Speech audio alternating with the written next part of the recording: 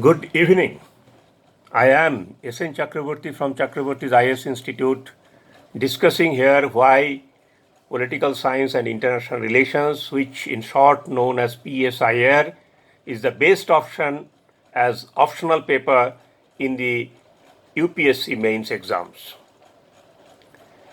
If you study it carefully, you will see the syllabus and content and topics of PSIR is very student friendly.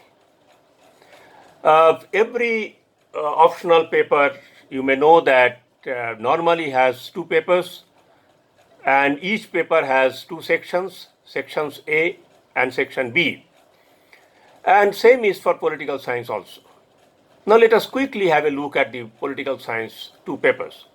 The first paper deals with political thought, both Western and Indian thought. Second section of the first paper, that is section B, deals with Indian politics and government. And paper 2, section A, is about comparative politics. Entire paper 2 is about international relations. Of that, section A is about comparative politics, and section B is about India's foreign policy since independence, along with important events of international relations, which involving other countries maybe. So this is more or less is the syllabus. Every optional paper will have definitely a section of theory, and that is inescapable. And theory is the foundation of the subject, and one must understand this theory very clearly because it makes foundation very strong. Do not read or do not start reading anything and from anywhere. Okay, this is not a good strategy. First of all, one must plan properly what to read, how to read, what to learn, how to learn, and how much to read. This studying is about a competitive exam and not to earn an university degree. This is a different format. And at this stage, a proper teacher and mentor becomes very important.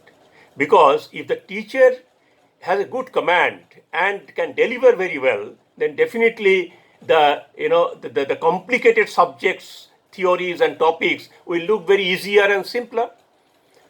And in addition to that, a couple of books and notes I believe will be good enough to prepare well.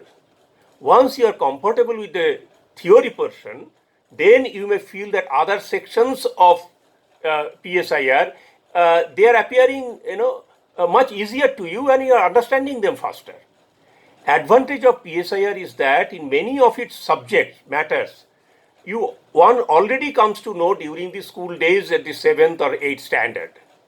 At a younger age, they develop some idea also about political parties, pressure groups, movements, so and so. They learn some topics of theory sections also, like Mahatma Gandhi, Dr. Ambedkar, women's issues. They also learn about right, liberty, democracy, freedom. They learn even about half of the Indian government and politics that is in UPSC syllabus in the school itself. Like India's national movement, they get familiar with. Then the constitution, legislature, executive, judiciary, federal structure, India's development planning, so and so. The second paper is about international relations. It has two parts. The first part is dealing with various perspectives that that decide and shape the international relations of a country.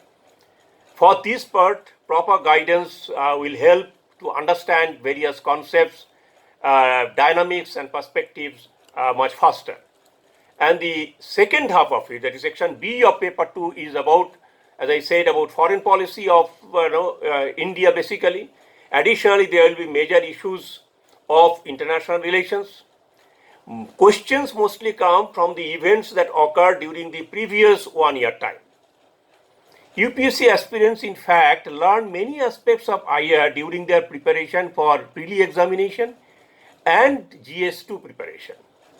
Since reading newspaper is mandatory, okay, and part of preparatory process, then every aspirant have some knowledge and information about IR.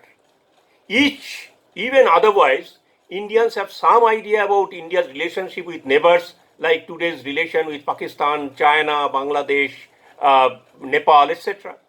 And then other major events like America China dispute, okay, or Russia Syria, okay, or Brexit, all kind of things normally a student is familiar with. Now, proper coaching, what does it do? It transforms or converts those knowledge and helps students to write them and understand them from political science perspective. So that is the new thing they acquire. Don't you see then, what do you call, many topics of PSIR are thus already known to an UPSC aspirants. So therefore, what they actually do, they learn the same thing more systematically and in a structured way. Since time management in UPSC preparation is very, very crucial, then definitely anybody will try to gain maximum by investing minimum time and energy. And I believe that PSIR can be a good optional subject to do that. Any good coaching can then help that how to pick up the subject faster. But then remember that reading, understanding, and writing are three different domains and exercises, and all of them need equal attention and equal efforts. One thing you may admit now for sure, that PSIR can be a good optional subject.